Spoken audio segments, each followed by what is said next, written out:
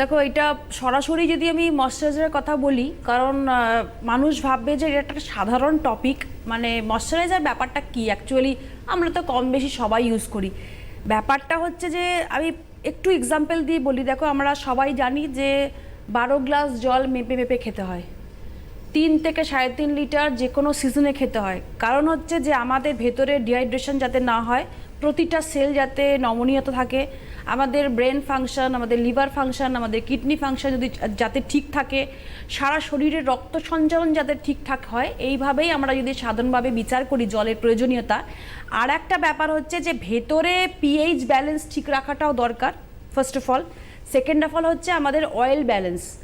শুধু জল যদি ইনটেক করি, সেটা আমার ডিহাইড্রেশন নিশ্চয়ই কম হচ্ছে, আমাদের ত্বক বলো, আমাদের হেয়ার বলো, একটা নমনীয়তা আসছে, ঠিক কথা। কিন্তু পিএইচ ব্যালেন্স মানে হচ্ছে আর একটা ব্যালেন্স হচ্ছে ময়শ্চারাইজার বা অয়েল ব্যালেন্স।